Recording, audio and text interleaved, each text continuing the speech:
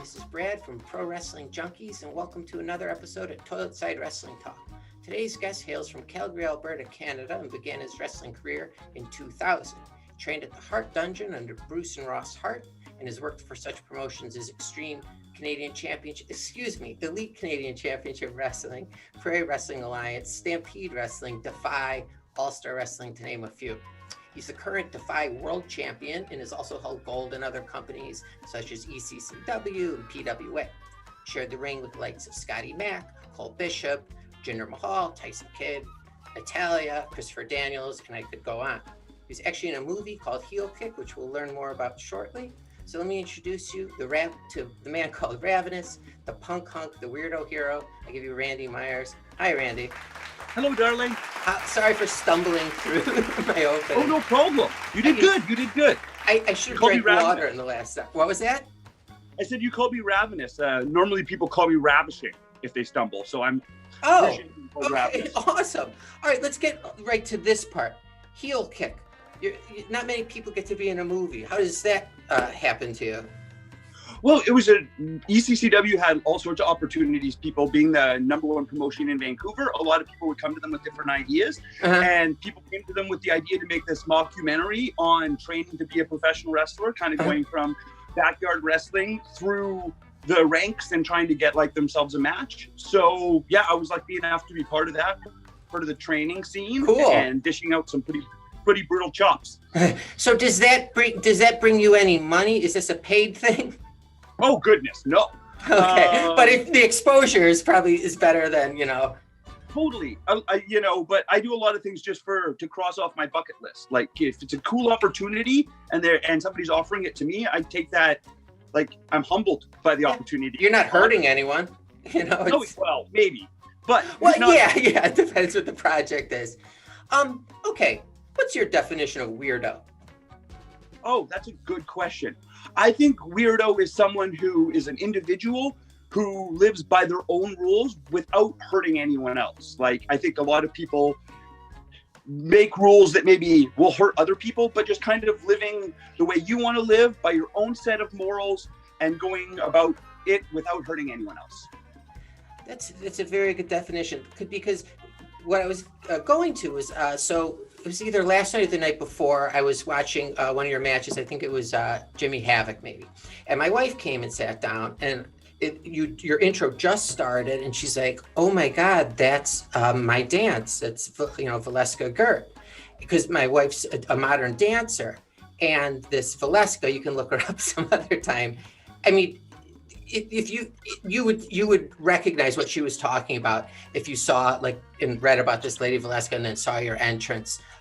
Interesting. She loved it. I mean, she doesn't like wrestling at all. She's more into artsy things. But she was blown away just by the entrance. I think she left when the wrestling started. But oh my gosh. Oh, the entrance was my best part anyway. So. She was a huge fan. I mean, as was I. When you were a kid, were you an introvert or an extrovert? I've always been a combination of the two, I would say. Okay. I'm an only child.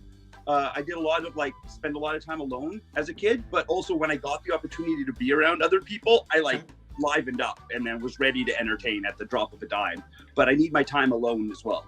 Did you ever ask your parents, can you make me another brother? Can you make me a brother or a sister? I definitely wanted siblings when I was young. It would have gave me someone to suplex, Yeah, totally. Were you close with your parents though? Yeah, no, I'm very close with my mom. My mom and my dad got divorced when I was 4 years old. Okay. But I spent a lot of time with my mother, as well as her friends helped raise me, and they were like a group of out gay males in Calgary. So it was a really, really cool atmosphere to grow up in, and really helped me push my theatric side and really encouraged my arts as well. Yeah, that's amazing. So when you were in high school, were you doing athletics or more performing? I was more of a performer for sure. I was involved in drama and a lot of stuff like that. I didn't get involved in any sort of athletic stuff until wrestling came along. So then how do you go from what you were doing to wrestling? I mean, I know there's the art of wrestling, but the physical part. Very difficult. For my main high school gym class, I actually just wrote essays instead of actually doing the sports, because I was so against the idea of competition. Always made me either really like I was a very sore loser or I was a very bad winner. And neither of those were really fun for me. Yeah, so that's why I got more into the arts. And then I was doing like, we were learning pratfalls and stage falls in drama class. And I was like, while I was watching wrestling, and I'm like, these stage falls look so fake. I want to do wrestling falls. I want to bump like Mick Foley, and I want to bump like my heroes on TV. So then I realized, that was when the light bulb came in my head that wrestling and drama could kind of combine into this like high octane place where I could use all of my like hyperkinetic energy in one place where I could perform as well as like be athletic and get those angst out. So through my training in Calgary with Tyson Kidd, Natalia, and in the Heart Dungeon, they like turned a skinny, dramatic, artsy kid into a somewhat athletic person that I am today. That's an amazing story. Like that, you know, I hear a lot, like, I was a football player and track, you know. So like, were you fit? Let me back up a little bit. So you decide you wanted to try wrestling. What's the first thing you do? Like when that comes into your head, like, what do you have to do next? My first step was probably not necessarily the best first step, but my first step was to start having backyard wrestling matches. It was to drag my futon out of my bedroom, put it in my garage, invite my friends over, and see which one was foolish enough to let me drop them on their head. Oh, that is so. Were your friends into wrestling at all? Totally. That was kind of how I made my high school friends. Was I kind of like found that at that point I was like 1999, so wrestling was kind of like the Attitude Era. So you could kind of tell who was the wrestling fans. They were all wearing their DX shirts or whatever, right? So that was how I picked out my friends. So I would kind of like scan all the kids in high school and be like, oh, that one's wearing a Mick Foley shirt, or that one's wearing a Rocky shirt or whatever. And then I'm like, so we made friends. We'd have pay-per-view parties at my house, and then afterwards we'd find a folding table somewhere and I'd get powerbombed through it or something like that. Like, did you get injured, like really injured during any of this stuff? No, I was lucky enough to I think I was also not going as hard as some backyard wrestlers. There was no barbed wire or anything like that. Oh, okay, good. Like not death matches. No, by no means. I think we were just throwing weak looking shots, and by no means was I an athlete at these points, and none of my friends were either. So we were just kind of having fun doing stuff in the backyard. And then I realized I was in Calgary. I was at the perfect place to learn how to wrestle. And at that point, Teddy Hart had his own third generation Hart. He had his own kids wrestling camp, which was the only one in the whole world at that time. So I was and they advertised it on TV, and I was like, you know what? I'm going to give this a try. So when you told your friends, hey, I'm going to go study under the Harts, were they are you ready for this physically? Do you know what you're getting into? Were they supportive of that? Or I think a lot of people were. Well, that was the first thing I'd ever taken on, like I said, athletically. So I think a lot of people thought I was kind of, I didn't think I think they thought I was in over my head, which I probably was. Okay. But I was at that point, I had just gone through my first real heartbreak. My high school, that first person you think you're in love with, and then you think you're going to be with forever. I'm never going to find someone else. Yeah, and then my heart broke, and then I didn't know how to fill that void. I was young. I had so much passion and so much. I wanted to give my love to something. And then wrestling came along, and I was able to fill that kind of hurt that I was feeling with physical pain with inside the ring, and it was a very therapeutic way for me to get that emotional pain out physically and tangibly too. So it was like a place I could do it, right? And it made my pain understandable. Where if I was complaining about a broken heart, that's kind of hard to understand. Yeah. But if I'm complaining about getting chopped and you can see a big red handprint on my chest, everyone can kind of relate to that. And do you still use wrestling as that type of outlet? Like when, you have stuff going on in your life, is it still an outlet for you to kind of let out aggression or, sadness or... Totally. Yeah, 100%. That is I find it so therapeutic to be able to go out there and be honest. Over the years, I've kind of peeled away the shell of like kind of character and kind of revealed more of who I really am, and like with my struggles with mental health and being more open about like my sexuality and being pansexual and just being who I really am rather than a character or what I thought people wanted, has really given me so much like a connection with the fans that I never had before. And so that brings me another level of like feeling accepted. Okay. I want to come back to the mental health thing near the end, because I have a strong connection with that as well. So the night before you're going to make your first appearance at the Heart Dungeon, or the first day of training, what's going through your head as you're laying in bed the night before? I was, like, I'm the kind of guy who gets like worries a lot. I have a lot of anxieties and stuff like that. So I was just like, my head was just spinning the possibilities of what this could be. I had no idea. Like, I don't think I'd ever been inside a real gym before. Okay. And then so when I went down to the gym and like walked upstairs and saw all these, like, they were 15-year-olds and I was 17 at the time that were doing these incredible maneuvers, and I was just blown away. Like, I walk upstairs and I'm seeing people like doing Frankensteiners off the top rope and moonsaults with full twists and all this incredible stuff. So, and are they like ripped?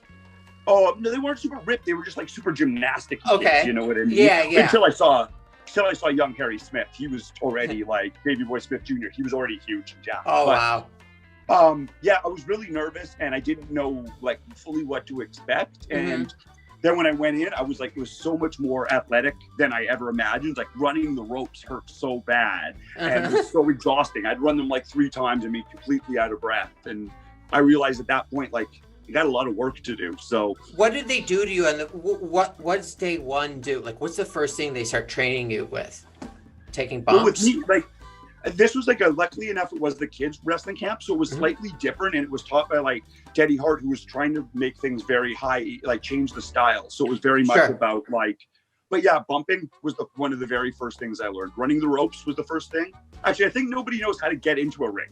Normally people, when you see somebody at their first day of training, they stumble getting into the ring. So getting into the ring, then running the ropes, and then back bump, and realizing just how much that hurts, and then learning the steps to evolve to like get that down, and then lockups. How long did it take you to be able to do a nice clean bump where you're not going to hurt your head or? Oh, probably a couple months actually. Yeah, I would say for me, but again, like some people who are maybe more athletically gifted could have come to it quicker. If somebody threw, I'm not saying you're going to do anything where this would happen, but if someone threw you through a ground floor window, would you know how to land, like as you came outside? Would that help you at all?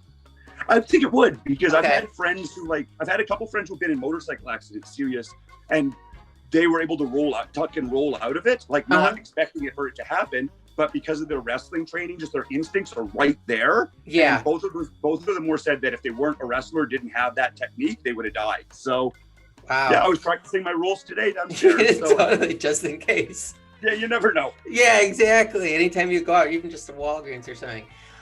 So day one, you get home. Are you thinking about not going back the next day, or what? Well, that's a good question. I knew I was so bad and so far off that I just knew that if I wanted to make anything again, I'd have to try again. Like I don't think there was any question of quitting that day. There's been many questions of quitting over the years, but I think that next day I still had I had something to prove to myself.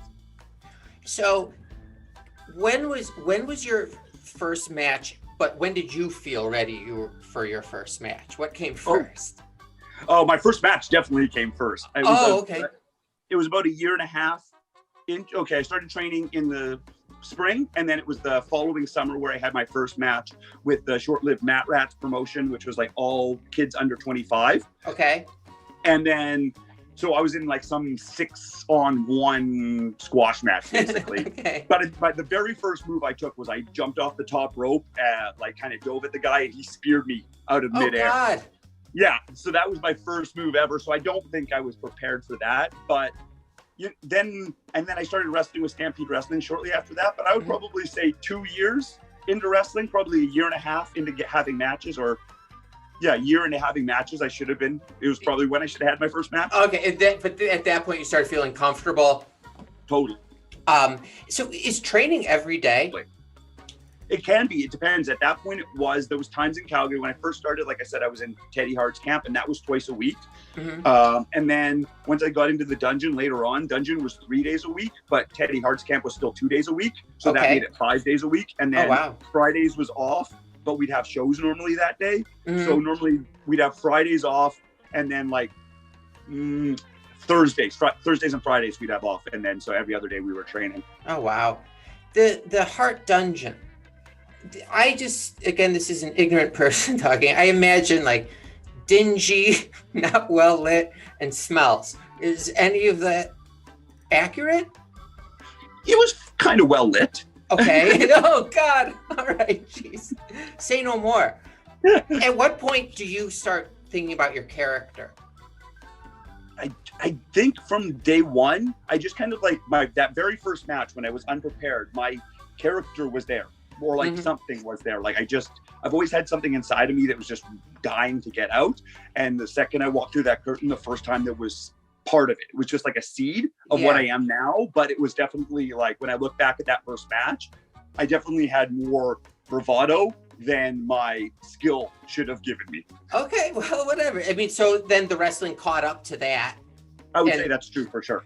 And how have you changed the weirdo hero? Like, how have you changed since going under like that moniker to where you are? You were talking about it earlier, that now more of yourself is coming out.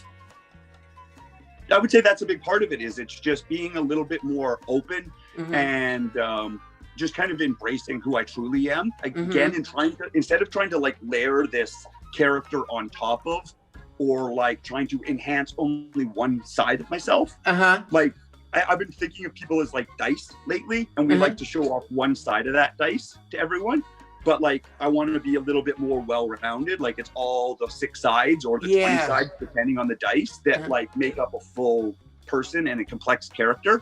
And I just want to make that connection as best I can. So I'd say the weirdo hero is just who I've always wanted to be, and it just kind of evolved over the years, and now it's just more me. So is it like when you become champion, like Defy, is it like an amazing feeling? Are you really like excited and like feel like validated, and like the company loves me, the crowd loves me? Can you like feel that at least? Or are you For like, sure. Okay, good. Yeah, no, I definitely can. There's the Defy crowd and everyone in the back has been nothing but like incredible to me. And been something I always wanted, but I was at the point in my wrestling career where I wasn't sure it was ever going to come along. That kind of like that promotion that has so much heart, that's kind of like a ECW back in the day was, you know what I mean, where the fans are so, I would say rabid. ECW fans were rabid, but Defy fans are like rabid in this loving, caring, nurturing way. In like a tame way. Like, but the crowds, they were going nuts for you. I'm like, wow, this is amazing. I'm gonna talk to this guy, you know.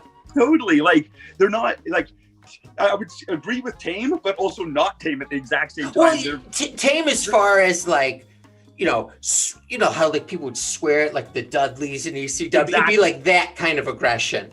Totally, yeah. There's no, it's all that wild and that hyper like anarchy energy minus the anger. Yes, so exactly. It's so cool, and I wasn't sure that was ever going to come along, and then this promotion pops up, and they've embraced me, and I couldn't be happier being the champion. How soon after you won the championship did you go out to dinner and say, and they say how many, and you say 2? And they give you a booth, and you sit, and then you put your championship on the other side. Has that ever happened? Have you ever taken it up? Yeah, clearly. I buy for a steak dinner. Steak. Totally. Shake at McDonald's, you know. Have you ever put it on your pillow next to you and slept? And of course, yeah. Well, I do have a picture right above my bed of me from a Defy show, so that's a little disturbing. Did you go straight home and go in front of a mirror? Like I went straight home and showed my mom. Oh, okay. Has she been to your matches? She has, yeah. And she cringes at every one. Oh, really? So it's hard for her to go, like, and be able to watch it? What about your friends? They come out? Yeah, they do. Well, like, depends. Over the years, it's kind of hard when you've got live events. Like, people will come to the first couple shows, but then, I've been really supported by friends over the years, so I can't complain. So, Okay, I want to talk to you about something that's a little, personal to me, and I think is you, the mental illness.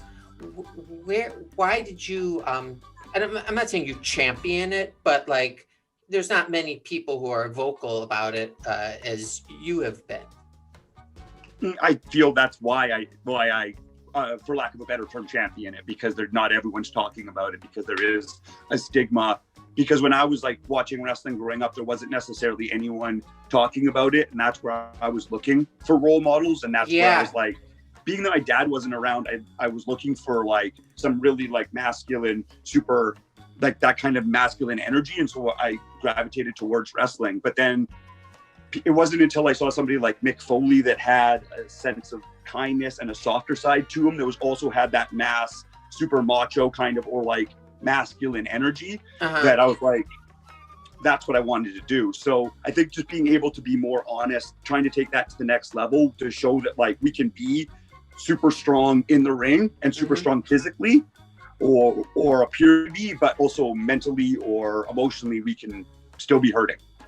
Do you what do you feel like when you hear the word crazy? Oh, I think that's it's a weird word, like it's one of those words, like for a while I thought, like that's the next one on the list to get like where we're not allowed, where people aren't supposed to say it anymore. And I can totally understand that, because I feel a lot of the time it's used so frivolously, and it's a word that people used to write off people. What I mean? But then I also thought about it from like a kind of a comedic turn, and they say that like, if you come from a certain race or a class or a group of people that have been marginalized, and you can kind of use that word. Like I feel I've been called weirdo enough that I can use it. You know what I mean? Yeah, you own it. But I feel that, honestly, quote unquote everyone is crazy in their own way. You know what I mean? I feel that like that's where I've kind of come to terms on it, is I don't think that there's no status quo that this is the sane person. You know what I mean? I can't look up the sanest person in the world, and there's going to be a list of them. And if they were, I'd worry about them, more than anyone else. So I think I don't like that word. I don't like anything that marginalizes people or anything that's used to kind of like as slander. But I've been trying to cut it back, because I just find it's overused and kind of boring at that point. You know what I mean? Have you gone through therapy over the years at all to work like through things that like you can't finish in the ring? Oh, or things that have started in the ring. No, definitely I have. I've been going to therapy since I was like, I think my first therapist was when I was 7 years old. Oh my God, that's same with me. Totally. Oh, there you go. Yeah. Totally. But yeah, then off and on since then, different kind of, I've done like different types of therapy, whether that be like CBT or DBT, and different like one-on-one stuff, group therapy. I've done. I did those. I did everything you just said. I did that as well. And so it's worked for you. You take bits and pieces from everywhere, kind of. It's like I look at it a lot like my entertainment as well. Like I've done improv training, I've done some stand-up training, I've done like all sorts of things, and I use those put those into my holster for when I wrestle, right? And it's the same thing with mental health stuff. Is if I've got like a tool belt of all these things that I can go to, one might not work, but another one will, kind of. Totally. That's well said. All right, Randy, I have 25 or so more questions, but I'm gonna let you go and put my kids. We'll do a part 2 if you're up for it. I would love to. All right. Let's do that. I have been asked you though 5 yes or no questions unrelated to wrestling. I'm gonna, if yes, no, or elaborate, whatever you want.